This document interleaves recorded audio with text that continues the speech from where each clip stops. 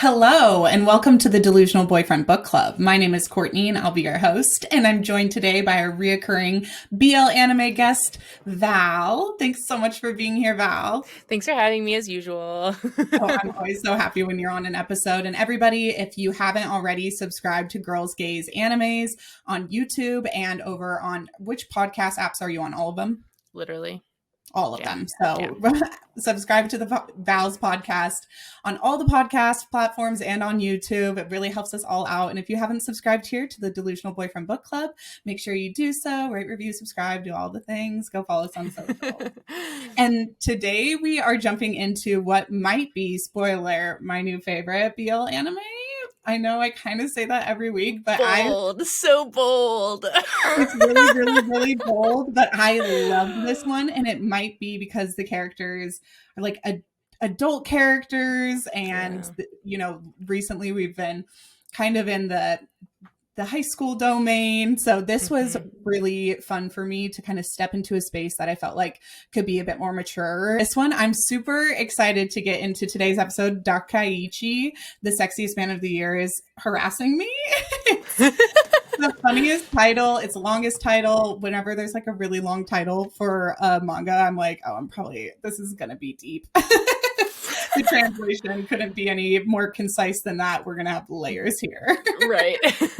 So this story, or this anime, is also a manga, a movie, a stage play, and a live action. So I would be super interested in returning to this series to talk about any of those other iterations of this story. But I am super happy that Val has already read the manga, so we can discuss and compare. But I do wonder, if I read the manga, if I will change my opinion on the love story, on this romance. And I wonder if it will still strike me as favorably as it did while it was anime. So our stories, Dakaichi, its tropes are going to be actors or workplace romance because they are co-workers together on the set of a movie. And then we've got rivals to lovers. We have Black Cat, Golden Retriever. We have an obsessive character who's kind of like a friendly stalker, as much as you can appreciate or qualify stalking anybody. We've got first love / first time ?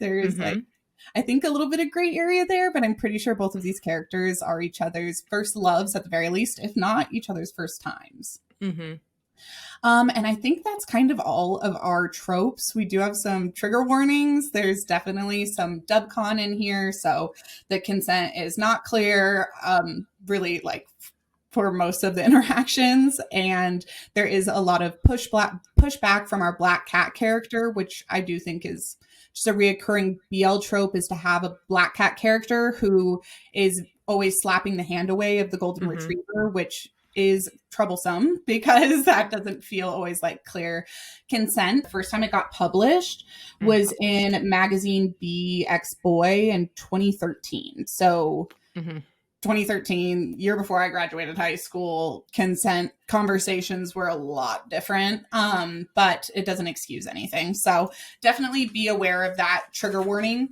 And there also is like quite a bit of coercion and manipulation from other people in the story going on. So there are several situations with different characters where things get a bit questionable. So if those are things that you have a hard time digesting in media, take this with a grain of salt, and move forward watching this or not. Yeah. So then we've also got a lot of like kink representation in this story. And I was going to ask you, I waited to talk about this till we were on camera, but I have like a couple that stood out to me. So we have role playing, we have food play, and we've got outdoor play. Do you have any others that stood out to you? No, it's so funny because like, I feel like, especially in BL, like that sort of stuff, like doing it in the car, or like at the workplace or stuff like that, just it's so normal that I'm like, oh yeah, I guess that is a kink for people. Like I don't even like attribute it that way. I'm like, they're just doing it how they normally do it. This is the car episode. Like, of course they're doing it in the car. Yeah. This is the episode where they're going to use some kind of food or ice cube or something like. But I would say that, like, as far as in manga and manhwa, when we're when we see that stuff, it's a lot less shocking. But in an anime, I feel like That's because true. this is mature and the anime is rated 16 plus. So I know, but I was thinking about it compared to Twilight Out of Focus. Twilight Out of Focus was more explicit, and I think what it actually showed you. This one, it cuts to black, I think, really pretty quickly in almost every scene. It's so interesting because I think you're right. I think you like see more in Twilight, Yep. but like the themes in this one just seem so much more mature than in Twilight Out of Focus. Twilight Out of Focus is so green flag. Everybody is really Yeah. like kind and sweet to each other, and this one has a lot more self interest and manipulation going on. Mm-hmm. But it was interesting to me that we got stuff like there's a scene where they're getting down with Honey, and we see like the honey dripping off his leg, but we don't even like really get to see like them like very shirtless or anything. Like we never see a booty, nothing like that. And Right. it was fun though, because a lot of the BL animes like Yuri on Ice, you never Hmm. get a scene like that. And then in this one, we got the full role playing episode, and I was like, this is going there. Like it's really going there. It's going to cut to black almost immediately, but they went there, and I thought Yeah. that kind of, I don't know, spice that the kinks that were included were really fun. And I thought it was fun to see in an anime. I guess I probably don't watch enough straight romance anime. I'm like, I can't think of a straight romance anime where they covered each other in honey. Like that's, I would watch more straight anime if they had stuff like that, and the girls' tits didn't look like inflation devices. Um, so that's about all of it for our tropes. Hmm. Going into kind of a spoiler-free summary, even though I've just dropped a ton of spoilers off the I know, bat. right? I was like, did I'm we too get into it excited. already? I'm way too excited about this story. But anyways, our spoiler-free is we've got two characters, an actor who's a total veteran in the industry. He's been acting for 20 years, and then his biggest fan in the whole world who has just broken into this level, this tier of acting. So we have the veteran actor whose name is Takuto, and his co-star who is kind of reaching his level of fame at this point, whose name is Junta, and they have both been included in the Sexiest Man of the World, the Sexiest Man of the Year award, and Takuto has won it the last 5 years in a row, and Junta wins it this year. And so Takuto immediately sees him as this rival, and he doesn't quite remember that they've had an interaction in the past. And we've got our other character, Junta, who when he started acting, met this older actor, and at that point started idolize him and kind of follow him and make it his goal to work with him in the future. So when he beats him as Sexiest Man of the Year, he doesn't quite see him as a rival. He's actually just really excited to be in the same realm as the person he idolizes Hmm. so much. So from there, we have them working together and developing a relationship. And that's kind of your spoiler free summary. So sorry for all the spoilers, but if you haven't watched this yet and that sounds good to you, I definitely think you should check it out. All the trigger warnings and everything else aside, I think the story is fun. I think the anime is fun. But do go into it knowing what we've told you here. Don't say Hmm. we didn't warn you. Yeah, and to get into I'm gonna get into the spoilery version now, more spoilery, but it's so hard to like add to that because that's really the whole bit. Like he has this Takato, our main character, Black Cat energy guy. He has this like bitterness against having finally lost the sexiest man, aka the most huggable man. Was that translation not hilarious to you?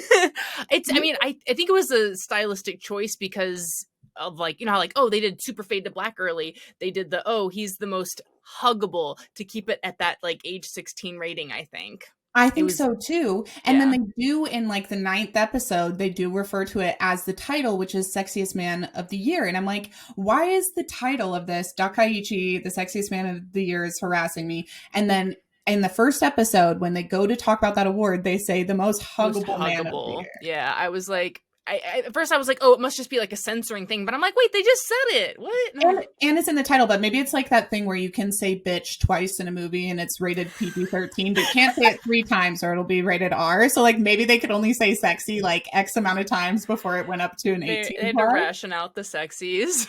Yeah, they're like, we get a sex scene in the title and we get 2 in episodes 9 That's and 13. it.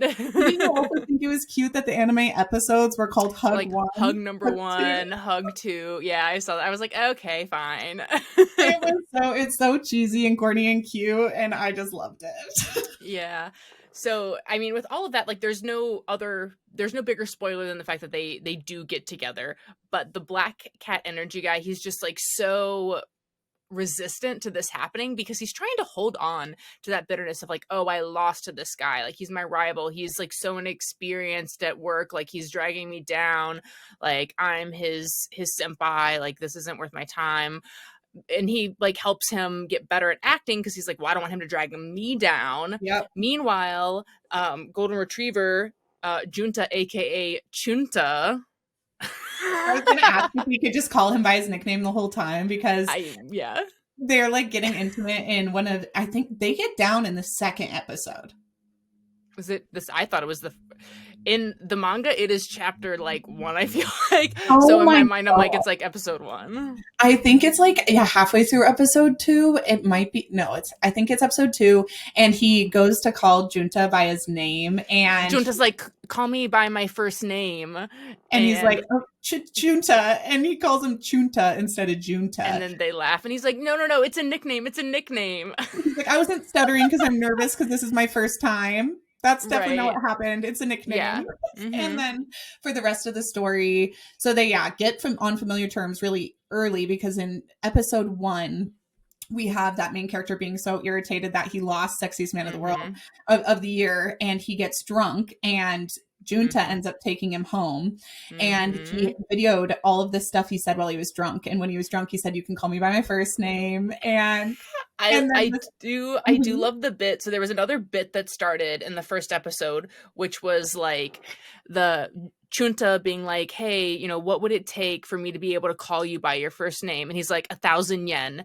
And the guy's like, okay. And he like hands him 1,000 yen. And so then the next morning when they're like bickering, he's like, why are you calling me by your first name? Like, you're being disrespectful. And he goes, no, I paid you. I'm allowed to call you by your first name now. It was 1,000 yen and I paid you. And he's like, what? And he like shows him the video. So then like for the rest of the series, like anytime he's like trying to get him to do something, he's like, I'll give you 1,000 yen. And 1,000 yen. All the way up to the end, he like, it's the 1,000 yen joke that really did kill me whenever that would come up. I thought that was really, really cute. It was such a cute callback, and it is another maybe like triggering thing for some people because it alludes to this being like a transactional relationship where he can bribe him, but it's all in jest. And it is so it's just this little inside joke that they had from this first interaction that just reminds them, I don't know why they fancy each other. Like they're speaking the same language, and that 1,000 yen joke, I mean, that's just precious. It's super precious. So we were talking about how like he was recording him, and so Chunta's like showing Takato the recordings of him being drunk, and Takato's mind, he's like, oh man, this kid, he's blackmailing me. Like, here we go. Like, what'll it take for you to delete that? And he's like, 1,000 yen. And so that's kind of like how their relationship starts, is like he gets drunk, the guy takes him home, yada, yada. Next morning, you know, I like you. I'm going to call you by your first name. Here are these recordings that I took. But like they hang out more through the different recordings that they're doing. And, well, in that first interaction, when he takes him home and he thinks he's blackmailing him. So he's like, what will it take to get you to delete that? I'll do anything. And then Junta takes the opportunity to he like runs with the blackmail. He wasn't planning on blackmailing him, but he's like, oh, if you'll do anything, I want to have sex with you. Yeah. And he's like, I want to be with you. Yeah. He's like, you can't be serious. Like, we're both men. Like, I'll do anything. Like, I'll pay you anything. Like, what do you want blackmail wise? And he's like, I want you. Like, and now I'm going to get it. And that's the first moment he kind of like pushes him down on the bed and pins his arms. They don't do anything that time, but it is very forceful, questionable. And I think it's obvious Junta's not going to do anything with the video. It's never brought up again, but it is this moment where we have a little bit of like a power dynamic shift where one character feels like he's more experienced and maybe a little bit older and has this like authority over Junta. And as soon as Junta has that video, it's like actually Junta has the ball in his court. He kind of could do whatever he wants and you would be kind of at his mercy. So there is a power play happening here. And that's where that manipulation comes in, which sometimes I don't love in a story. And this story, I just think Junta is so cute. And he's just like using whatever he can use to get this man to spend one more minute with him. So tell me if I'm remembering wrong, because I feel like in that moment, I think they did end up doing it, but I think Takato got to the point where he, like, you could tell that he did want to do it, and he, like, okayed it in that moment. And I think that was the first time that they did it. Because I remember watching it and being like, that's not how it was in the manga.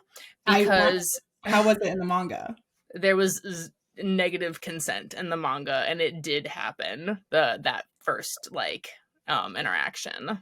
Oh my God. Can you imagine starting a relationship, like looking back, being like, hey kids, this is how I met your father. Yeah. He blackmailed me into and then assaulted me. That's really rough. Mm-hmm. Yeah. So, I mean, I haven't finished the series. I got to like a certain point. I read this like a while ago. I think, I mean, this had been like 2020 maybe that I had read it, and I had put it down. And then I saw that the anime came out, and I'm like, there's no way. And so I was like, I'm gonna sit down and watch the anime. And then I saw that it was only subbed, and I was like, this is not worth if I have to read the whole time. So especially because I'd already read so much of it, you know. I was like, I'm gonna read it again. I first of all think it's kind of crazy that you saw this manga because I've literally never seen it in the bookstore. I will. It's because it's not printed. So I have a Manga Planet subscription. It's not printed? I don't think so. I have a Manga Planet subscription, which used to be Fuji. Yeah, there used to be another site that I was subscribed to. It was Fujiita was the and it was basically like it was all just BL. Like it was strictly a BL subscription site, and you paid like $5 a quarter, and you could legally read any of the BL that they had in their system. And then so that system merged with like the GL version of it and another site, and now it's all under Manga Planet. Okay, that's really good to know. And so I've seen the ads for Manga Planet, or it's not even ads. It's like the Google suggested, like it'll pop to the top. And I didn't know if it was legal or not legal. And there's so many illegal websites that I think I assumed it was illegal. But Manga Planet is legit. Manga Planet is legit. It's so legit now that actually when I was at MomoCon, Kinokuniya had a booth, and I actually bought printed manga that was published by Manga Planet. So now Manga Planet's going through some of their digitals and printing them. So there's a chance that we could get the print of this if Manga Planet decides to publish it, I think. That would be super dope because now, of course, now that I've watched it, I want to read it. But on the subject of it being only subbed, Wolfgang was watching with me for a few episodes yesterday, and I got a whole video of him ranting because he started ranting. He's like, do you think with your BL? And I like pause it and started recording it. Go on. I was like, say that again, what you just said. Because I knew he was about to rant about something. Yeah. He's like, do you think it's weird with your BL that the explicit ones don't get dubbed? He's like, do you think that it is homophobic that you can get Sasuke and Mino and Yuri on Ice, but you read all this explicit BL, and I'm sure that some of it's animated. Why isn't it getting dubbed? And I was like, first of all, I'm sure a ton of it is getting animated that we're not getting on Crunchyroll because it's not marketable to the like American audience, I guess. And also, yeah, I think you're absolutely right. I think I see so like Fire Force, the amount of tits I see in men's shonen is crazy.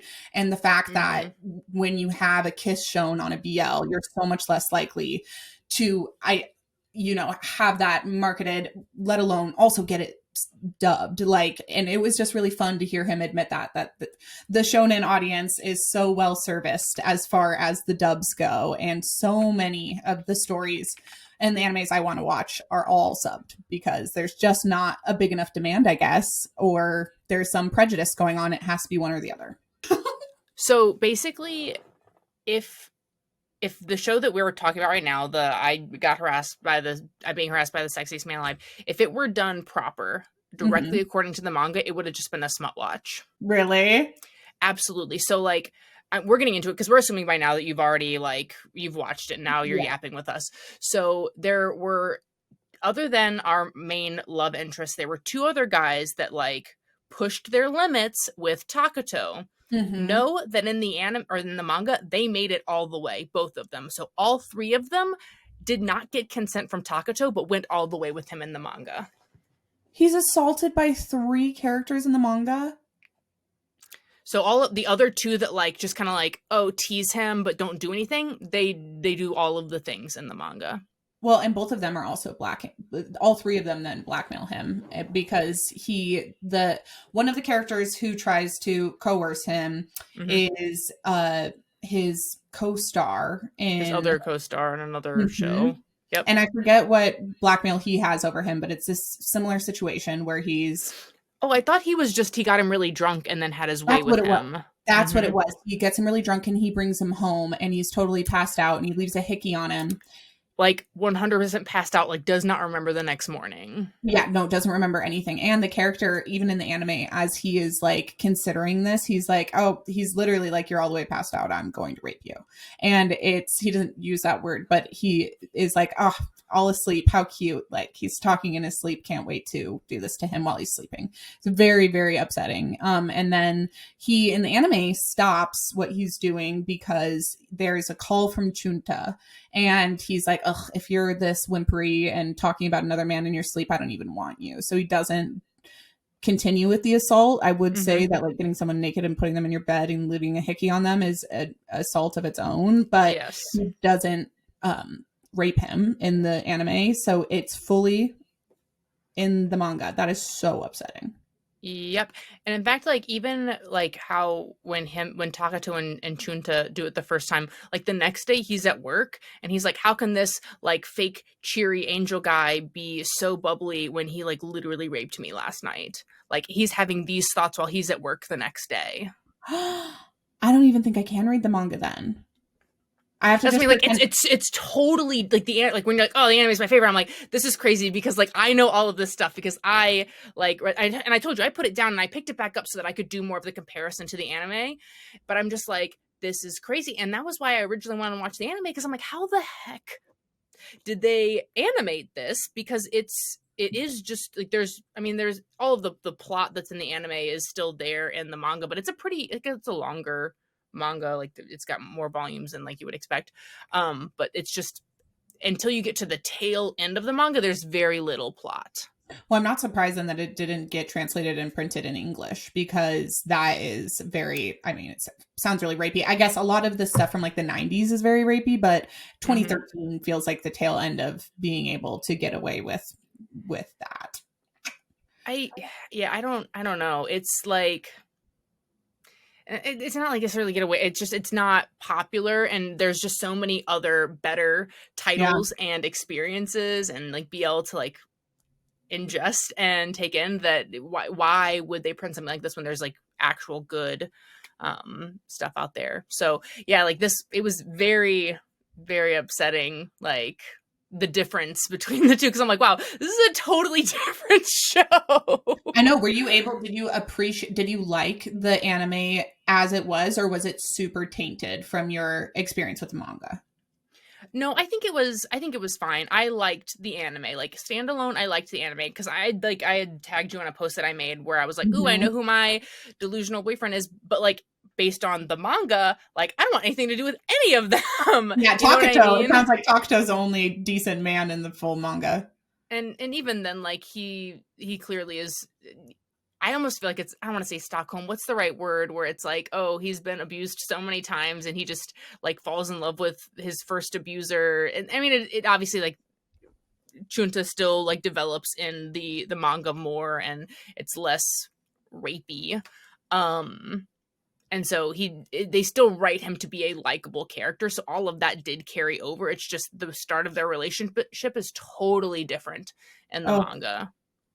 oh my God. And a lot of times in BL, there'll be a moment where a character is like, come on, just the tip. And they're like coercing the person, and the person Mm-hmm. is like eventually caves and like under a bit of duress gives their consent.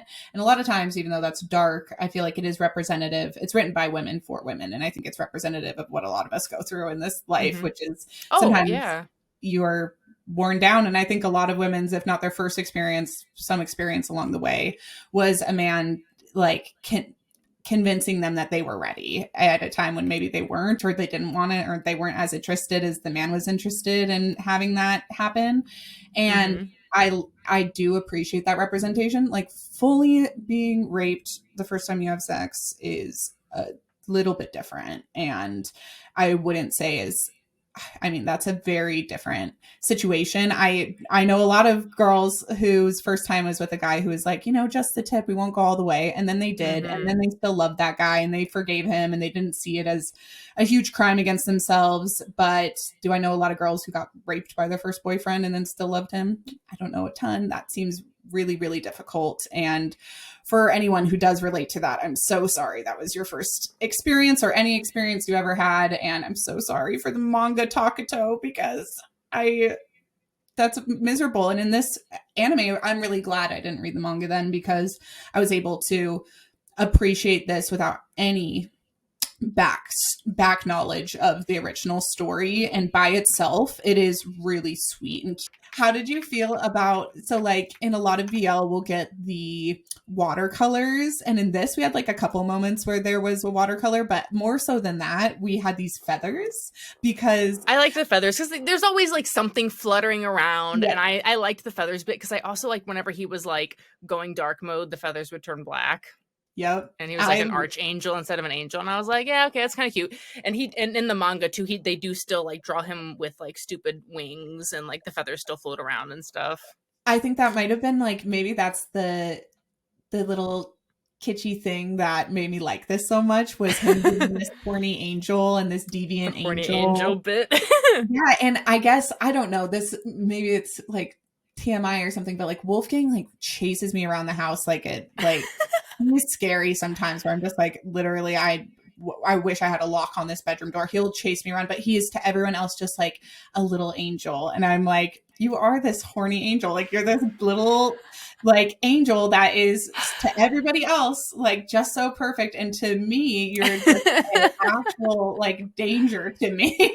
Oh my Like, gosh. you're insatiable, and like I really love that as the character, that he is so innocent but he's not innocent at all, and he is so sweet but he's not sweet at all. And I Mm-hmm. love that dynamic in a person, where it's like, the duality of man. You can be an absolute horn dog and also like a puppy-eyed prince that no one can say no to.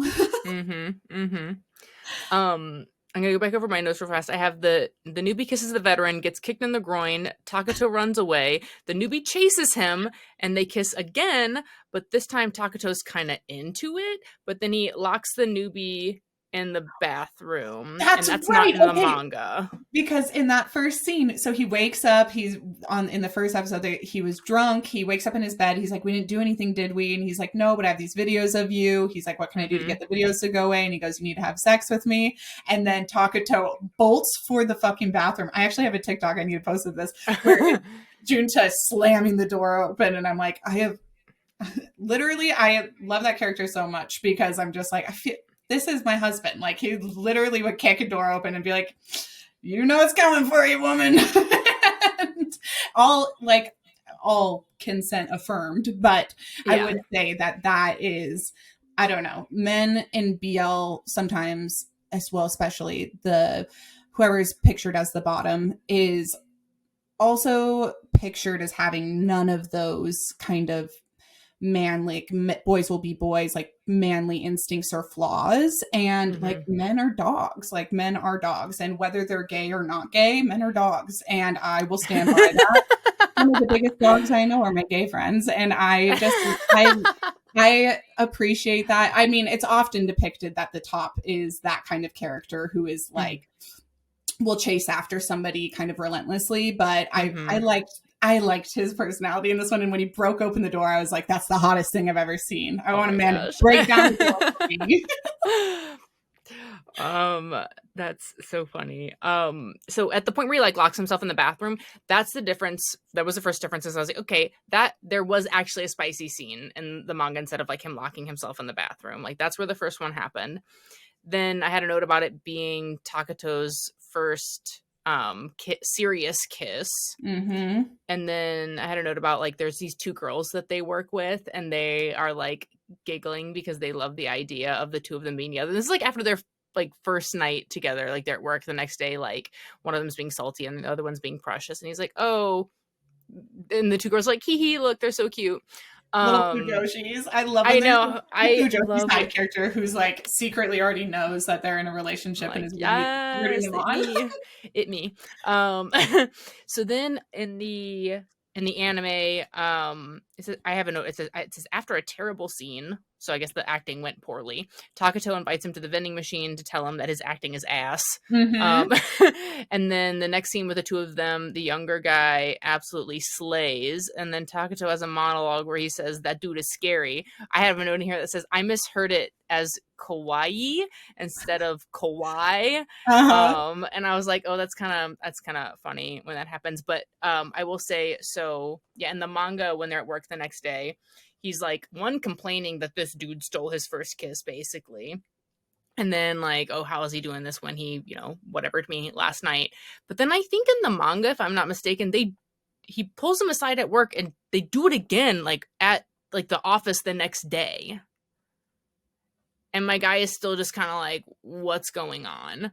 I will add though that like once it becomes like consensual, the spicy scenes in the manga are really good. Yeah. So like if you just like skip the first couple chapters, like if you watch the anime, then skip the first chapters of the manga and then start reading, you're like, wow, totally different story, because the scenes are so hot. Like I know in the anime there was that one scene where Takato had just finished filming. No, they were doing the stage play. And so he had the long hair, and Chunta came in and was like, you're so hot. And they're like standing in front of a mirror. And he's like, why won't you let me look at you? Look in the mirror, look at yourself. And he's like, no, I don't want to do that. In the manga, he makes him watch himself in the mirror while they do it. And he makes him watch himself come. And like, so that's what I mean, where I'm like, okay, if you just skip the first part, and then like obviously all of the other scenes where like the other people are involved, like their story in the manga is good. It's just they threw in a bunch of other stuff. You're like, why'd you have to do that, huh? I mean, I'm so glad that the anime adapted this to be 16 plus and to be more of a more wholesome, because Yeah. I could not have dealt with two other assaults happening to that character. Like I could Mm-hmm. not have gone through that trauma, let alone Yeah. seen that. I just couldn't see that play out and then be like, oh, and now he's happily ever after with the guy he loves. I mean, I would have to see him go through 4 volumes of therapy before I'd believe that he would be Yeah. ready to love. So I'm glad that I didn't see, especially those other 2 characters come in, but I'm torn now, because I'm like, I could either let this anime be like the only thing I know about the story, or I could get all the other spicy scenes, which would be You would know easily which parts to skip. And I will say the other thing that's interesting about the manga, because I told you the manga felt like it was really long, and I don't know if it were printed, if it would be printed the same way. Yeah. But at the end of like every single volume of the manga, there's like a one shot, one chapter of a random BL story of like 2 totally different characters at the end of every single volume. And so like the last volume, you kind of like read through on the app. And so I hit like another story and I'm like, is this some sort of flashback? Are these characters in this story? I'm like, oh no, it's a totally different story. And there's like 5 or 6 or I don't know how many volumes of them, but there's different ones. Just And so little like that piece is bonuses. interesting too. Just little bonus, like BL one chapter, like Same ones at the end of author. the, yeah. I mean, it's all just in that, like that. Is the manga art pretty similar to the anime art? I would say that the characters are more attractively drawn than they were Really? animated. And maybe it's just Takato. Maybe I just don't like, so like Takato, he's obviously like baby girl, blushing, like cry face all the time. I think they softened him more in the anime. I think they made him more conventionally attractive, still smaller, but I think they did in the manga compared to the anime. Well, it was interesting to me because I do find by the end of this story, I'm like, they're both so cute. I love both of them so much. But at the beginning, episode Mm-hmm. 1, when they're like sexiest man of the year 5 years in a row, I was like, him? Like, really? That Taco? guy? And then it talks about how it's like hard for him to put on muscle and stuff. And I was like, yeah, Junta is Yeah. to me a bit more of like what I would say a woman would vote a man sexiest man of the year over, is like the muscles and the height and everything. But as the story went on, of course, Takato is like that classic petite, like slender little waist cutie with his black hair and his Mm-hmm. blush and his watery eyes. And when he gets in front of the camera and he's like so sultry and he's like just being a total model, I was like, oh, I get it. But Yeah. I would love Mm-hmm. to see the original drawings and see like, oh, they did something different here. More on my notes. Okay, so one day during the show, Takato starts getting like avoided, and he's like, what the heck? He's still in the like, oh, I don't even like him phase, but he's clearly bent that Chunta's avoiding and like not even looking at him. And that Mm-hmm. happens also very quick in the manga too, to the point where you're like, oh, even though he's like still kind of like, no, don't touch me, don't kiss me, like he obviously likes him. Then there's like a foreshadowing where he's in the car and the radio goes on, Aries, you'll be shocked when your crush gives you the cold shoulder. Try taking the initiative and see how he feels about you. The ingredient of the day is honey. And I was like, okay. But also, which one of them is Aries? Because I was like, clearly this is alluding to one of their birthdays. One of them is an Aries then. So yeah, so it was Takato that was the I asked because Aries. his crush was giving him the cold shoulder. Yeah. Mm-hmm. And so, yeah, so this is one interesting thing that the anime does at least is we have the top Junta being kind of aggressive initially. And then as he gets pushed away, he's like, if you want to push me away, I'll stop. I'll stop like pursuing you.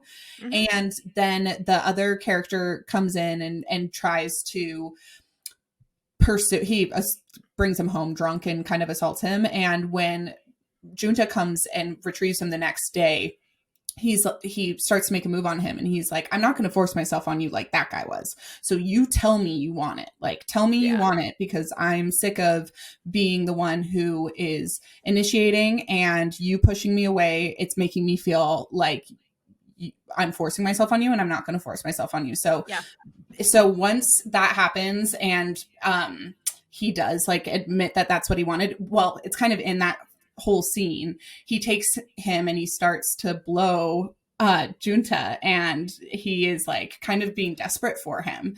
And I have this in my notes too. Yeah. What did you say in your notes? I said, okay, so Takato convinces him to come up to his apartment and is like, I knew you were tired of me. I won't let that happen. Then I have in my notes that Takato kisses him, then goes down on him. The younger guy, so then Chunta's like, I can't hold back, pushes his head down. Takato's like, whoa, that was fast. Then Chunta immediately pulls him up from the BJ and gives him a kiss. And then I just have in parentheses hot written after that. Hot. I have the younger guy immediately pulls him up, gives him a kiss, and then starts coughing. And he's like, oh, sorry, I just didn't want to get you sick. Then he goes and gets some honey, and they talk it out. And then the honey was used, and not just in the tea. That's how my notes are written. My notes are so unhinged sometimes. That's the real tea, is that we were not using the honey in the tea. But I love, like, every time in this story there is some kind of like food mentioned. Junta, like on the Christmas episode. On the Christmas episode, so it's cute. The best. So like episode 13, the very last episode, is Christmas, and they're together at this like Christmas surprise, and he's like, I made all of this hot chocolate. I was thinking that we From could scratch romance. And he's like, I was thinking we could cover you in the hot chocolate. And he's like, right here. They're out in a car in public. And he was just like, yeah. And he's like, don't you have food? Don't you have a feast waiting for us at home, a Christmas feast? And he's like, you're the only feast I need. You are the feast. And then the car shakes aggressively. And then he goes, thank you for the meal. I know that. I was like, oh my God, that might be the cutest thing, the most endearing thing I've ever heard in my life. Like if Oh Wolfgang, my after gosh. ravishing me, was like, thank you for the meal. I would come again. Die. What do you mean? I would die. Thank you for the food. Thank you for the food. You're like, you're welcome, actually. Oh, thank But you for the meal. It was delicious. No, thank you. it was delicious. So, I mean, okay. So, one of the scenes I really want to talk about, I don't know, is it in your notes to talk about the role playing episode? Because we have to get to Okay, that. do it. Go, go, go. Okay. So, there is a moment where we learn that Junta has been collecting and stalking Takuto's work since he was a child actor. Mhm. And somebody brings up high school and Takuto like brushes it off. And Junta goes, I am so jealous I didn't get to know you in high school. And he's like, why would you get sad about things that are in the past? Like, it doesn't matter. And Junta is like, I want to know who you were in high school. I'm mad that there was ever a time that I didn't know you. And I really love that about his personality. I met Wolfgang when I was 18, and the idea that I didn't get those like first 20 years with him, where he was 20 when I met him. And I'm just like, I'm furious about it, like a spoiled little brat. And it's just like, I would be embarrassed if my husband knew me in high school. I would have probably been my husband's biggest bully in high school because I was a girl and he was like an anime nerd who was really funny. And he was really good at wrestling, but he was really self-conscious. And I love him so much, but we would not have been together in high school. But I'm still mad that like other people got to know him and I didn't get to know. Like, I'll still be jealous about it. And I love this episode, It's so but cute. also this episode is so, it's just nuts because he's like, I wish I knew you in high school. And then he goes to his workplace and one of the actors is like a child actor who is in high school and he sees him in his high school uniform. Yeah. And that's how Takuto knew in the first place. He was like, oh, your uniform, you went to the same high school as me. And then Junta gets all pouty. He's all pouty and he goes to that guy and he's like, hey, do you have an extra uniform? Do you have your spare uniform I could borrow? And he's like, that's kind of weird. What do you want with my uniform? And something like that. And then at the end after this, he also offers him his PE uniform. He's like, do you want my gym uniform? I have sweats or shorts. And he's like, I'll take the shorts. But so he gets this uniform from him. Anytime he turns on his charm, he gets these angel wings, which I don't think we've actually explained this here on the podcast, but if you haven't watched this show, sorry.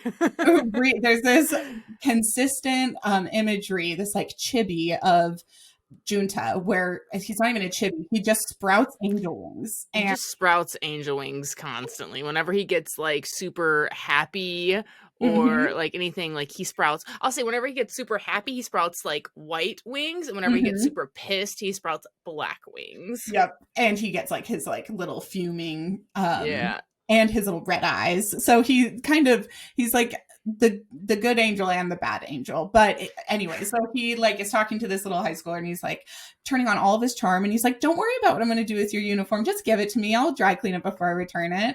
And then he rents out. At that point, I'd be like, absolutely not. I know exactly what you're doing with my whatever uniform. dry clean off of it. No, you can't use my uniform. Just keep it. Like, I'll sell it to you. But he gets the high school uniform. He takes it back and gets Takuto to come to a set, like a school set that's full of desks and a blackboard. And he like, I don't know what the manipulation was here, but he convinces him some way or another to put on the outfit for him. And then they get down on this set that's like a schoolroom and he makes him call him senpai. And it's just like, honestly, it's a very, very kinky. And part of me is always so concerned with being like PC and like progressive that I'm like, getting horny over a high school uniform is gross. And then another part of my brain is like, cis het men are allowed to think schoolgirl uniforms are cute. Nobody gives a shit. It's like hugely popular in lingerie, hugely popular in porn, hugely popular in TV. I remember growing up, when I was a little girl, my favorite artist was Britney Spears. And like when her schoolgirl outfit came out, it was I wanted to wear it so bad. And my mom was like, you can't wear that. The reason she's wearing and you that guys, just a and that school music. outfit. Mhm. I'm like, why? What's so bad about it? She's like, that's just sexualized by men. And I'm like, well, I guess like in this scenario, it is like two men and he's sexualizing like a schoolgirl outfit, but it's a schoolboy outfit. And that's like, in a way, it's creepy and in a way, it's kinky. And I don't know which side I fall on, but it was something I had to reckon with during the show where I was like, is this cute or is this concerning? No, I think it's cute because I think there's a difference between fetishizing children Yes. and being into your partner and, like you said, like role playing them being in high school when you're clearly just into them in a Yes. role play situation versus an actual child. And that's why Yes. I'm like, I know we talk about like being PC and stuff, but in this case it's totally different in my opinion. I think it is totally different. And I guess it's just like in their role play, he's like, oh, you naughty schoolboy trying to seduce your teacher. And I'm like, all of us watching this and reading this know that that's like in a real world scenario, that's not okay. Like, we know. But this is not a real world scenario. This is like two consenting adults having fun. Like, I can just let it be what it is. But it is funny because I don't know in a straight romance, if I was reading a straight romance novel and a man had his wife or his girlfriend put on a schoolgirl outfit, I don't even know if it would like cross my mind like that's like weird. And I did have to unpack it a little bit and be like, why are you dissecting this in this story? But it's such a consistent theme.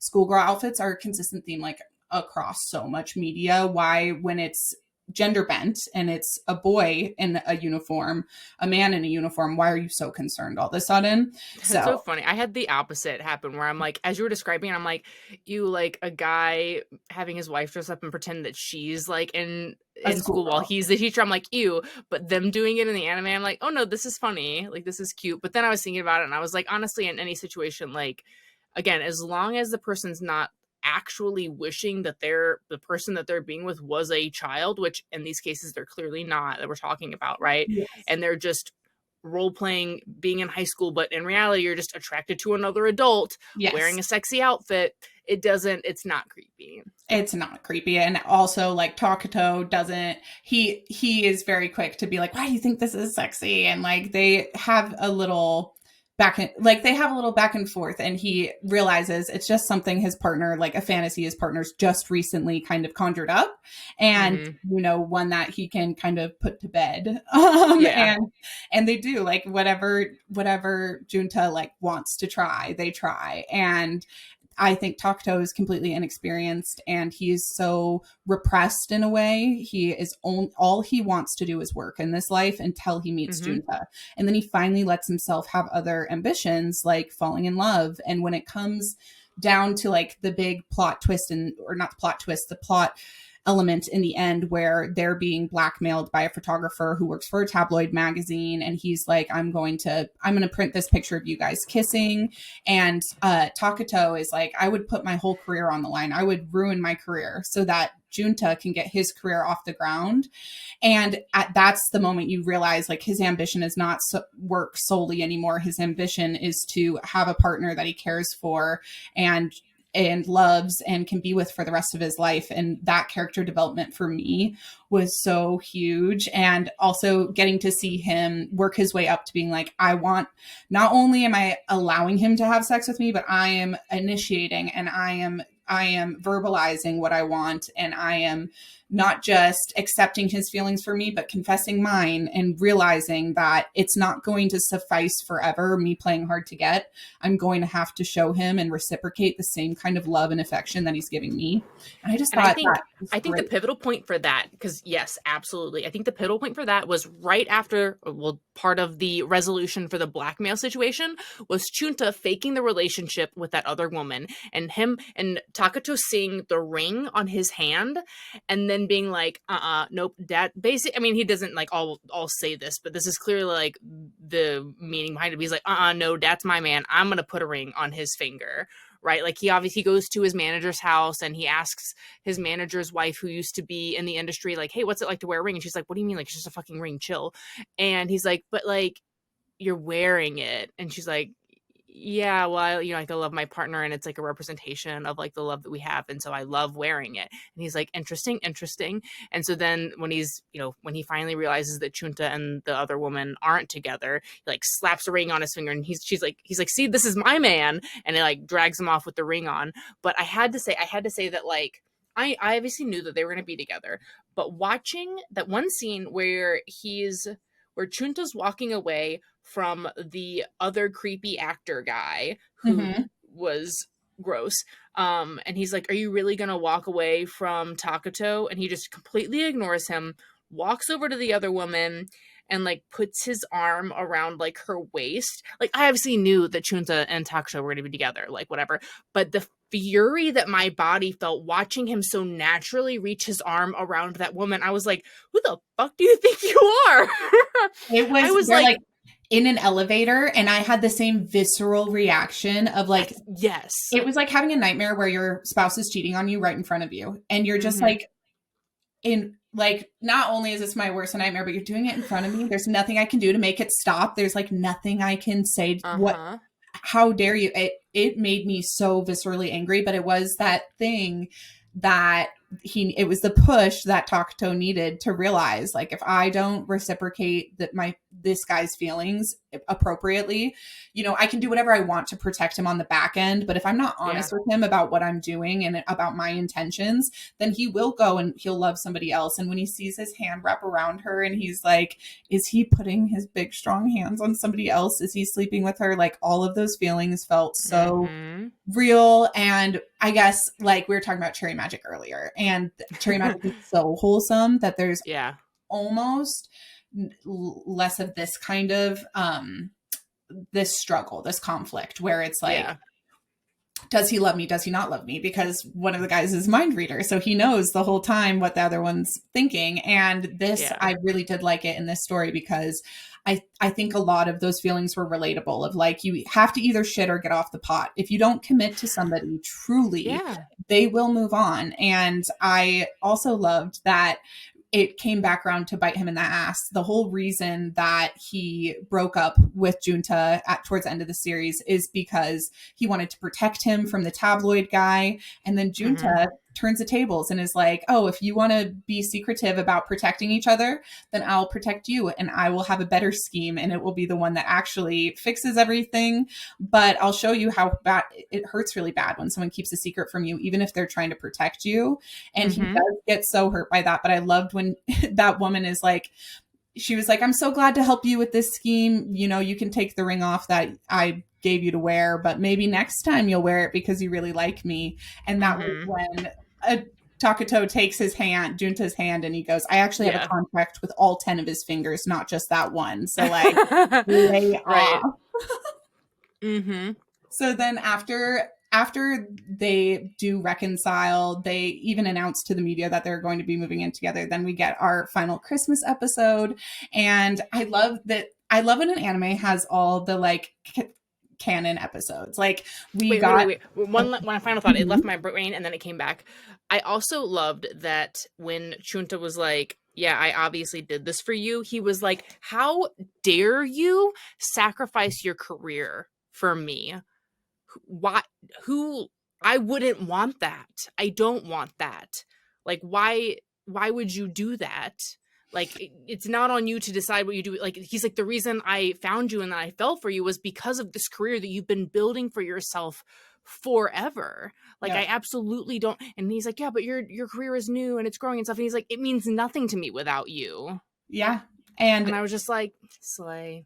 it was a total slay. And this whole series, like, the actor trope isn't always one that I'm super interested in. You and I did I Ship My Rival and Me, which is actually funny because it's kind of, has some similar lines to this one. But I'm not Mm-hmm. always like, actor isn't one of my big tropes. But in this one, it's much more than that. It's two characters who are so passionate. One is passionate about acting, and the other one is passionate about that actor. And he will Mm-hmm. do whatever it takes to impress that man. So it's not even that he cares much about acting. He is so passionate so that he can impress this guy. At one point, Takuto says, you know, I'll give you anything you want if you can win Best Actor of the Year. And it stops being a competition between them and starts being them pushing each other to be their best selves. And in the end, when that happens, and he's like, I was trying to protect you in your career, and Junto is like, you destroying your own career would be the end of me. That would be so much worse than me losing my career. And you can see that either one of them would lay down their life, their career, their friends, their acquaintances, like no matter what they have, they would give it up for the other one. And I truly loved that. And it felt, I don't know, like with Twilight Out of Focus, it's a high school romance. Like nobody's life or reputation or career is going to be destroyed if they break up or if word gets out that they're gay. But these characters are established in their lives, and they could very easily just be like, this is more trouble than it's worth. Let's go back to what we were doing, not know each other. But instead they're like, no, I'll upend everything. I'll give up my reputation. It does not matter to me. And the only real complaint I have with it is that they don't just come out in the end. Like, this was animated in 2018. Yeah. I guess that's like Americans' bias. I'm just like, come out in the end. Like I just don't understand. You guys announced on the radio you're going to live together. Why couldn't you just like, would it really be the end, the full end of your careers? And if so, if that's the reality, then that is so, so sad. Well, and I think they kind of, I mean, I don't know that it was necessarily about being gay more than being in a relationship, because we saw earlier in the show, right? Like, oh, I'm not hiring that person because they were seen kissing somebody. So that just could be the setting for wherever they are. And that's also the thing I think with a lot of like K-pop idols is people are like, oh, they want to ship them with other people. And it's like, it's maybe not even that they're not allowed to come out as gay. It's like, they're not allowed to be straight or gay because it ruins the full fantasy for all the fans that they could be beloved to them, that they're available. So it's like it's a facade that they're a single available person that you could fall in love with. And of course, these two are sexiest man in the world and sexiest man of the year. So they're, you know, the whole image relies on them being marketable to women. And so if they aren't marketable to women anymore, you know, regardless, they're not going to have the same kind of reach with their audience. So that part did disappoint me, but I did love, like I was saying, all of the anime, like the classic anime episodes we got. We didn't talk about Hawaii at all, but I love the oh my god, yeah, the beach episode was so good. It was so good, and it comes back. There's a moment where they have these flowers, and it's really sweet, and they talk about this folklore in Hawaii about these flowers being separated. And then in the last episode, it's a Christmas episode, and I love a Christmas episode, and we have them trying to outdo or surprise each other. And in the end, that flower kind of comes back up. And I thought that kind of metaphor was really beautiful. But I did love the Christmas episode overall because we have Takuto, who's been so obsessed with work that he hasn't celebrated Christmas in like 10 years. And then we have Junta, who he like doesn't even know how to celebrate Christmas. He's like, what do people do? Yeah, so he like has no idea what to do, and he forgets he's even supposed to give him a present, and then he spends all of Christmas Eve looking for Junta because he can't get a hold of him, and he's like, where is he? Like, I promised I would give him the best Christmas ever. I know I'm fucking it up, and now I can't even find him. And so he spends the whole day running around town trying to think, where would Junta be? Where would he? What does he eat? What does he like? Who does he hang out with? Where does he frequent? And oh my god, the part that killed me where he was like, someone was like, oh well, like what's his favorite food? Like you could cook him something, and he's like, he likes these mints. He likes mints. I literally can't think of anything else. And then he's like, I don't know anything about him.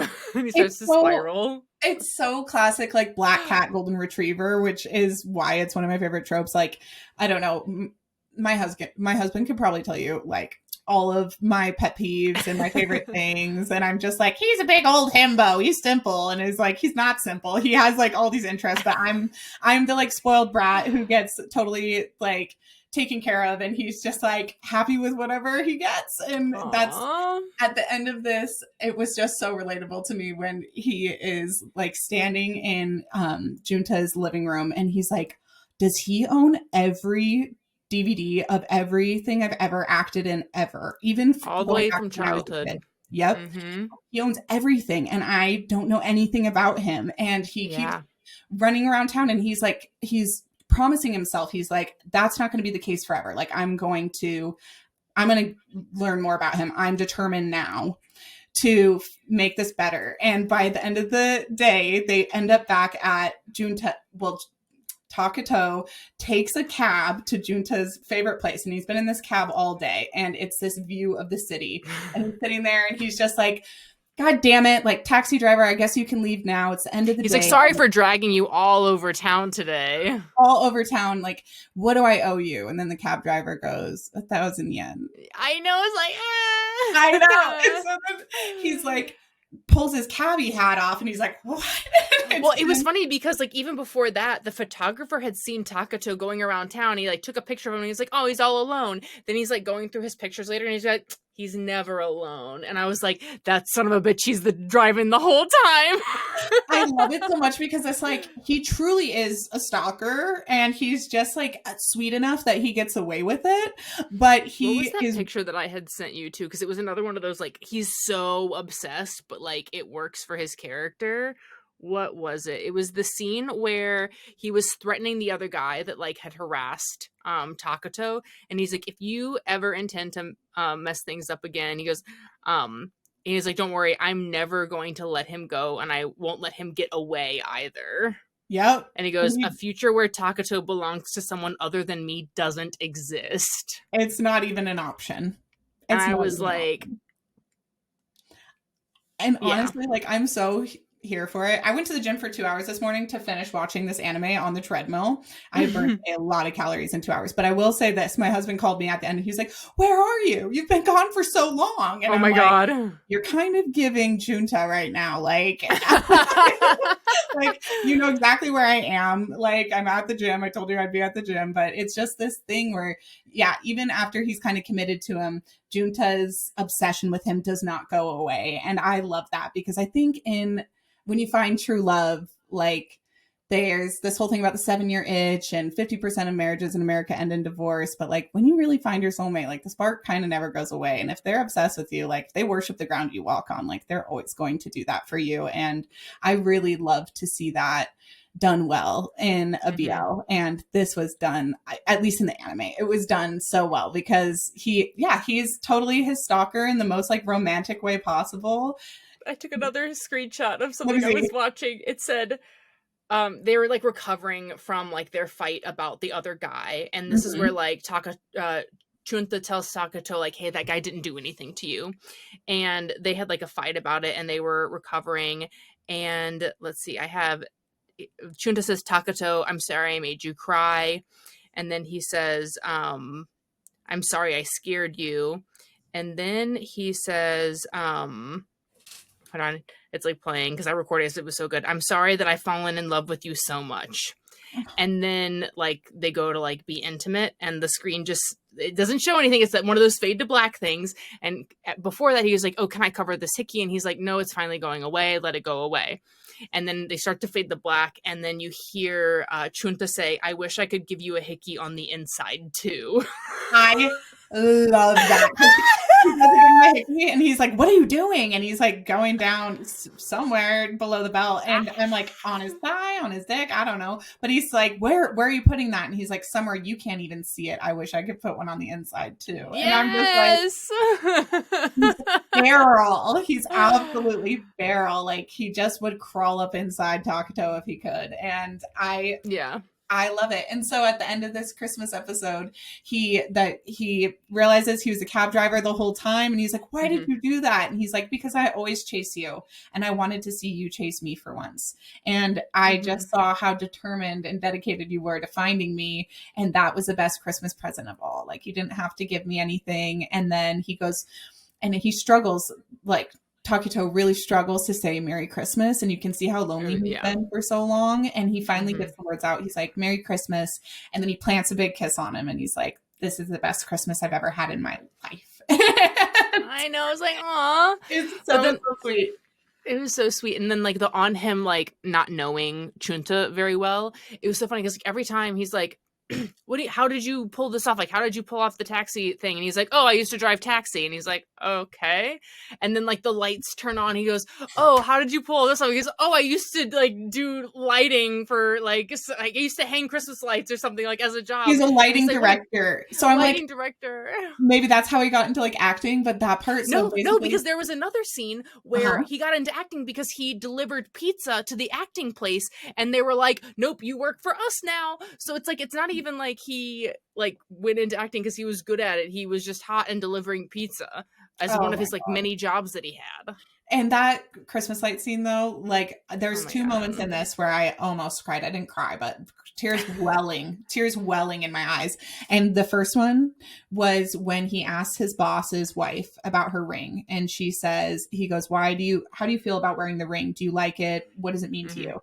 And she looks down at it and she goes, I guess for me, it means determination. And he goes, what? Can you explain that? And she was like, I'm determined to be happy with him. And then his boss sits down and he's explaining how regretful he is because he broke up with him to try to protect him. And now he's upset that it happened and it's raining outside. And his boss goes, the thing about choices are you don't have to make just one. And hopefully it stops raining soon. And Wolf and I were in a fight while I'm like watching this last episode. And I like paused it and I was just like, you know what? I am determined to be happy with you. And we could sit here and bicker, but like marriage and love, like truly is about like being determined to be happy with somebody and to like let joy win over all the other trifles in the world. And said, who is your delusional boyfriend from this series? I love how obsessed like Chunta was with like he needing to know everything about him, needing to like please him, defend him, be there for him. Like I just Chunta for sure. I know in the manga version very toxic, but the anime version was just done so well. What if I said? And I'm probably biased. I know, like we talked about, it's like, oh, it's a little stalkery, but I also just finished. I just finished the book literally today, and I cannot remember the name of it. No. Oh no, that was the manga. I always have like one book and one Caught Up, which is another one where like the guy's stalking the girl, he's doing everything for her behind the scenes. Like, oh, someone was mean to her, and he's like, oh, I'll just go like ruin their life. Like, I love that. And so it's so funny that this theme totally lined up with the audiobook that I was reading at the time too. Because the difference between someone being an obsessive lover and someone being a stalker is whether or not you reciprocate their feelings. And like they stop being a stalker when you accept their advances. And there's like something about that where like when it's the person who you also like, you don't mind them doing all of those things. When it's somebody whose advances you want to reject, that's what makes them a stalker. That's what makes it harassment. And that is why I'm being harassed by the sexiest man of the year. Like initially he is rejecting those advances. And we didn't even talk about the fact that he picks him up from work every day. And even though he doesn't want to, and he calls it abducting him. And he's like, I know. Why isn't he here today to abduct me? And he like gets sad if he isn't there to pick him up from work. And I really love that. I feel like, so my original boyfriend is also definitely Junta, and it's because of that. Like Wolfgang would come if I was an hour away and I was like, will you just come pick me up? I have my own car, but I want you to come pick me up. He would do it. And like that kind of that need to be needed and like wanting to be there even when you're not asked to be there. And he respects his boundaries when he does say like, don't come to the opening night of my play. I don't want you to be at opening night. Like he does respect him when he asks to be respected. But for the most part, he really is like, he bends over backwards to be there in every single way possible he can for his man. And I love a stalker. Like, I'm sorry, in real life, you gotta listen to Caught Up. Caught Up's gotta be your next like leisure audiobook that you listen to. The voice acting in it was also so good. Caught Up. Okay. Yeah. I'll literally download it. But it's so funny to me because actually, so when I met Wolfgang, what I asked him for when we first started talking So I met him at a party. He was hooking up with one of my friends that night, and I was hooking up with one of his friends, but he had come to visit from DC. And one of our girlfriends was getting over a breakup, and we're like, oh, isn't there some guy coming to town today? Let's like throw him to the wolves. Let's like get Jamie to hook up with him. She's crazy right now, but at least it will get her to like focus on somebody other than her ex for a second. So then this guy like walks into this party, and I'm like, literally jaw drop, like, who the fuck is that? And they're like, that's Wolf. That's the guy we just set Jamie up with. And I was literally sitting on a guy's lap, and I like got up off his lap, and I was like, listen, guy, this guy was very bad to me. He did not like me. And I was kind of chasing after him. And as soon as I see this guy, I was like, I have no idea why I was wasting my time with you. Do you see that guy over there? And I walked up to him, and I was like, oh my God. I introduced myself. And then he was like, gonna hook up with my friend Jamie. And I was just like, all right, that is what it is. And I'll just like let it go. I love Jamie. She's set on this for tonight. But then after they left, she was like, oh, we weren't compatible, whatever. And I was like, listen, Jamie, I'm not asking permission. I'm like telling you, I'm going to hit that guy up. Like, I have never in my life been so attracted to somebody. And I hit him up on Facebook, and I was like, hey, because we had smoked some cigarettes together and had this like amazing conversation. And I was just like, hey, it's me, and I want your physical address. And he was like, what? And this is like the first time I've reached out to him. And I was like, I'm a creative writer, and I like to write, and I just want to write you a letter. And I just think we should be pen pals. I have a lot of like things from our conversation. Like, I just want to keep the conversation going, but I don't want to message you on Facebook Messenger. So I'm going to write you a letter. And I wrote him a 4-page letter. He gave me his physical address and in DC, and I sent him the letter. And it like 2 weeks later, I get a message back from him on Facebook, and he was like, I can't write in handwriting. I'm kind of dyslexic. Like, can I write you an email instead? And he emailed me back, and that was how we started our relationship. But it was like this moment where somebody is stalking you and being like, I want your physical address. Give that to me, or am I going to have to find it? Was there like any like resistance? Was he like, are you going to show up at my house? Or was he just like, yeah, okay, here you go? He was a little bit, I was like, I think we should be pen pals. And he was like, ha, ha, ha, what's a pen pal? I was like, he had very, very little resistance. And as soon as I got his physical address, I'm like Google Mapsing him, like trying to figure out where he lives. And I was like, you should never, a girl like me, you should never give your address to. Okay, wait, hold on. So on the like Googling and everything, Caught Up is actually the second book in a series, but the 2 books aren't correlated at all. Okay. The first one is like they both have like they're both stalkery, but like in a very hot way. So in the first one, if you like want to like, oh God, they're both really good. But like the girl finds this like guy on TikTok that's like wearing sexy masks, and so she is like also like, oh, I'm gonna look them up, blah blah blah. And then the other one, it was like the guy that did more of the stalking, but like the guy in the first one was also stalking her while she thought that she was stalking him, sort of thing. It. So definitely do both of them. I just finished Caught Up, but whatever one comes before that one, the cover for this one's red, the cover for the other one's blue. Okay. If you're into like the whole like consensual stalking kink thing, both of them highly recommend. Absolutely, I'm into it. Absolutely, I'm going to read them. Because I'm like, I love this character in a BL because I'm kind of that character. And sometimes you get representation of a woman being like obsessive in a cute way like that. But yeah, I mean, not usually. And I love this type of character. So he was absolutely my delusional boyfriend for this story. How does he compare? I know it might be different for you because you read the manga and it's just like, it has to be like come into play. But how does he compare to your other anime delusional boyfriends?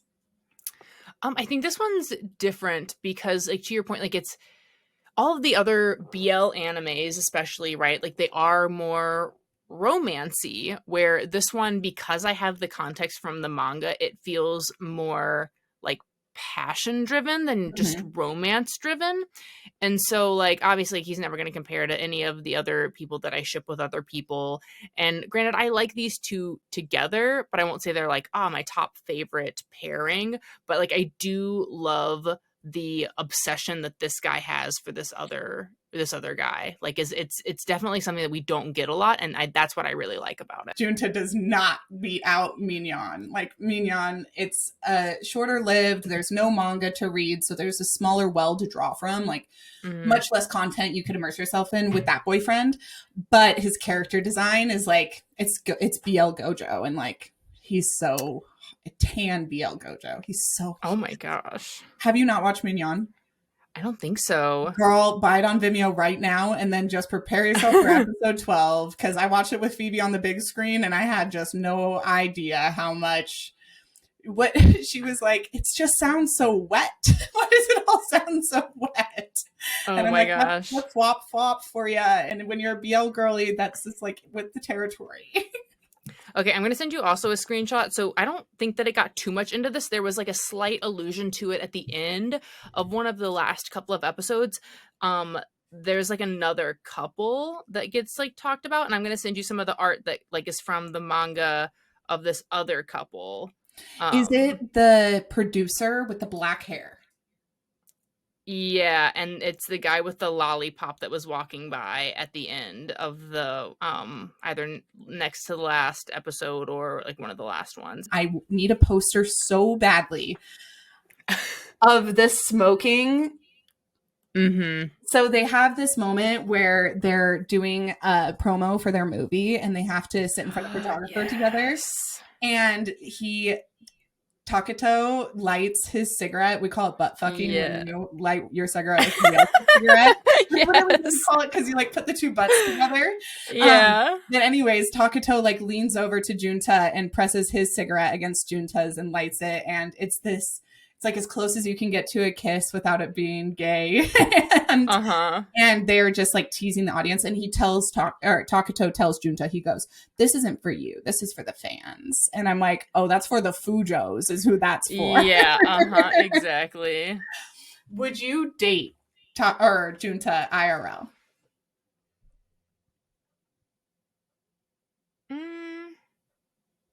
Maybe. I'm trying to think. Not manga version. yeah. Obviously not manga version. I don't know, because it's one of those things where it's like, I love the idea of like him being obsessed, but at the same time, like I don't like it when people are obsessed with me. Like there at a certain point, it does give me the ick. Yeah, it's overbearing. Yes. And so I'm trying to think, because like at one point I was like dating someone and they were just like, "Oh, I just love feeling your heartbeat," or "I'm just listening to you breathing." And I'm like, no, get out. No, it's too much. Nope. I'm immediately overwhelmed. Like I can't match that. And so like, I think there's a difference between like, I like when someone simps for me, but if someone's like obsessed with me openly like that, I'm like, ew. But I feel like Junta also does it differently. So I don't know. 'Cause I also can't imagine like being so like adamant, like pushing someone away who clearly has like deep feelings for me. So I think it's like a dynamic thing where like him as a person, like I get it, but I don't think that it's for me. I'm like, I would date him in real life so I know. Yeah. So fast. I would be like, "What's your physical address? I want to write you a love letter." Like that's how it would be. A man who has like every short story I've ever written like filed away at their house that they like. Oh, and he totally would. You know, like that is. Now I want to go start a fight with my husband because I wrote him a letter. I wrote him like a card on our wedding day, and then I found it in like a stack of mail and that I was like about to throw away. And I was like, "I wrote you the cutest note. And if you're anything like fucking Junta, you would have had that up on your shelf in the frame." I'm gonna start that fight. Why isn't it tattooed on your body already? What are you doing? Why isn't this displayed for everybody in like a diploma case? If you can't recant this back to me word for word, there's no excuse for this to not be in your possession at all times. Yeah, do you even love me? You don't love me, do you? So no, I would actually, Junta, I would date him so fast. Sorry, Wolfgang, get the fuck out of here. Junta would keep my little cards. Actually, Wolfgang, I asked him for that letter that I wrote him when I met him, and I mailed him that letter. I was like, "You still have it?" Because like if somebody wrote me a handwritten letter, I would still have it. I have several from my best friends. And he was like, no, I have no idea where that was. And I was like, you're kidding. And I was like distraught about it. And I was like, well, it's kind of a good thing that you emailed me back because I can just search the email. And then I found the email, like the first, and I had asked him in that letter, I was like, what are your top 10 favorite bands? Like, I want to know everything about you. This is how much of a stalker I am. I wanted to know. And he wrote you back? He answered every fucking question. And like I said, I was hanging out with somebody at that party when I met him, and it was one of his best friends from high school. And I was like, oh no, him and I are nothing to each other. And he was like, I don't know, like bros before hoes, you were hanging out with him. And I was like, listen, he doesn't like me and I don't like him. I like you. Like that was just a fling. Forget about it. And he was like, girl, I don't know. And it turned out one of his other friends from high school I had hooked up with. And so I write him this letter, this whole ass letter. And there's like, I'm 18 years old. I ask him all these questions. I'm like, what are your top 10 favorite bands? And before he can respond back, I'm already making assumptions for what his answers are going to be. So I'm like, his name is Wolfgang. I bet he loves Mozart because they have the same name. So I rent from the library a CD audiobook set that's all about Wolfgang Amadeus Mozart, and I listened to like 10 hours of Mozart biography. I know about him and his weird obsession with his cousin. I know so when they much say Mozart. Teenagers' brains are underdeveloped, this is what they mean. That's what they mean. This is psychotic. This is like psychotic kind of obsession. And I like get this letter back from him thinking like he's gonna be like, I love classical music. My parents named me after Mozart, whatever. I get the letter back. He's like, number one favorite band, probably Wu-Tang Clan. Number two, probably one of the Clan members, Red Man specifically, Method Man specifically. And I was like, you're joking. I've just done 10 hours of Mozart research and now I'm going to have to start listening to the Wu-Tang Clan. And then next time I met him, I was like, Wu-Tang's for the kids. It's Wu-Tang's for the children. Like, what? Old bastard. And he was like, oh, you like the Wu-Tang? I was like, you know I do. I love the Wu-Tang Clan. You're like, oh yeah, I fuck with the Wu-Tang Clan so hard. You don't even know. I'm heavy, actually. He's like, I love gore. I was like, I can't even pretend. I'm so sorry. Like, I would love to like metal, but I can't go that far. But yeah, so I also likes metal.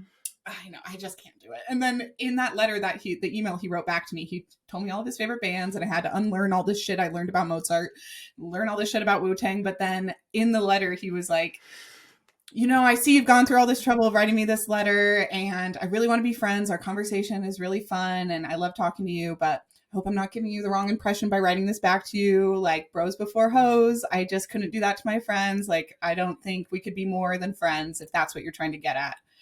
And then I got his letter back and I was like, anyways, do you think you want to move to Montana and like maybe be my boyfriend? And he was like, I could move to Montana. We could. And then he moved to Montana and like the rest is history. Like, he literally was like, we can never be more than friends, and then bought a ticket to live in the same town as me. And I was like, honestly, if you rewrote your love story as a BL, I'd read that shit so hard. I would read it so fucking fast. Guess who his roommate was the first year that we were dating? The guy whose lap I was sitting on at the party that we first met. His name is Maxwell. It was Maxwell and Wolfgang. Well, I would just be like, God damn it, I dodged a bullet. Like I used to really think that guy was like the end all be all. Like he didn't even like me and I was chasing after him. And then I met my soulmate. And like, if I could tell all the girls out there, like whoever you think you're in love with, if they aren't reciprocating your feelings, you don't love them. You just love the challenge of winning over a boy and making boys fall in love with you. Like that's all great and dandy. The person who loves you will move across the country for you and will love you immediately. Like even if they try to pretend that they can never be more than that, it will happen, and it will happen very naturally. And that's our love story. So sometimes being a stalker, just like Junta, being a stalker can work out for you if it is at all reciprocated or wanted on the other side. That's so funny. You're like, my man's flying across the country to be with me after talking to me once, and your man isn't texting you back.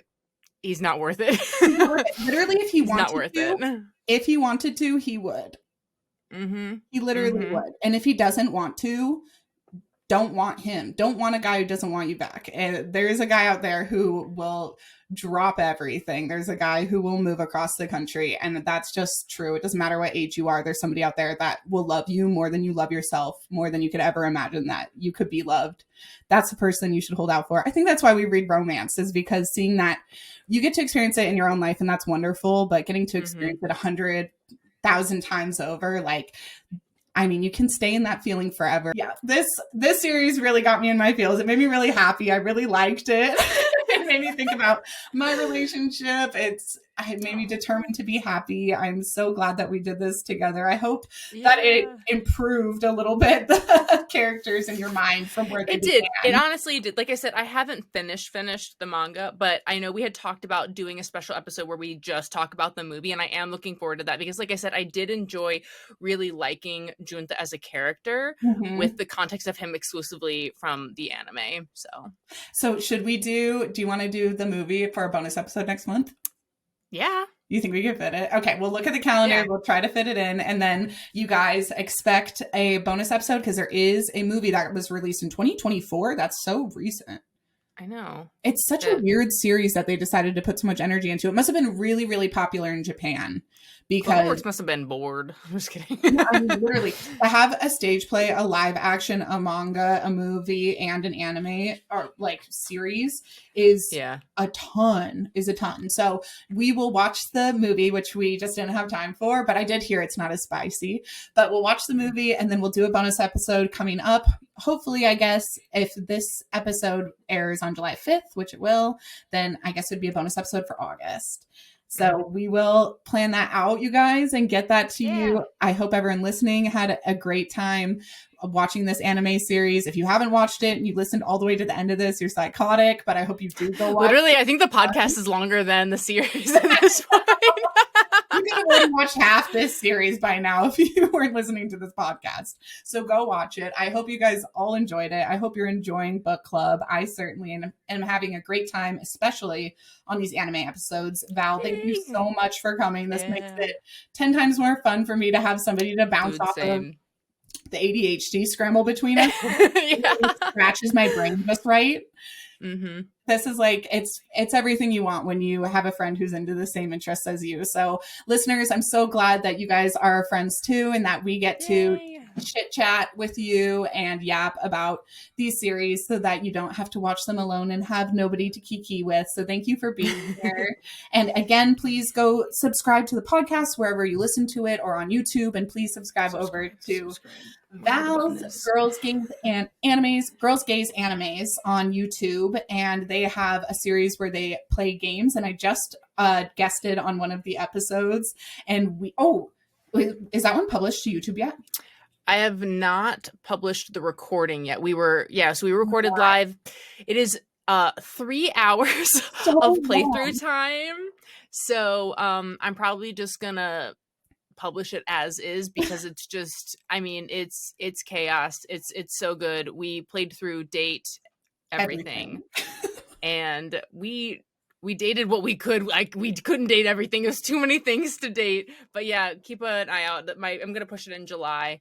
So but definitely subscribe to Girls Gaze Animes because we're thinking about doing a regular live playthrough of different games, dating games especially. So you guys, her channel is so cool. It's how I, found her in the first place, is her podcast and her YouTube. So go subscribe Girls Gaze Animes on YouTube, on the podcast apps. Follow Girls Gaze Animes on TikTok and Instagram. Are you on any other socials? Are you on No. Okay. No. Yeah, we just do shorts on TikTok, Instagram. They're kind of funny. And then, long form and short form on YouTube. And then this is coming out July 5th. So you guys will have just missed it. But Val is going to be at Anime Expo doing a panel on otaku tattoos, or just, what is the name of it again? It's Anime Ink from Edo to Otaku. It's so cool. So definitely, if you follow Val and her podcast over on those platforms, you'll be able to see when she's doing more cool events like that. Other times when she's going to put on panels at expos. Definitely follow, because we actually did get invited to go to Anime NYC to post the panel there too, and we're in the middle of deciding if we're going to do that or not. So follow along to see if we go broke going to a bunch of different conventions this year. Oh my god, such a fun journey to be a part of, though. Like, if you can't, you I can't know, track yourself. super grateful, but it's just like, oh my gosh, I feel like we've been running nonstop. This year is flying by. No. This year has flown by. So thank you guys so much for being along for the journey. Yeah. So happy to have you. And until next time, remember, sometimes the delusion is the solution. Bye. Bye.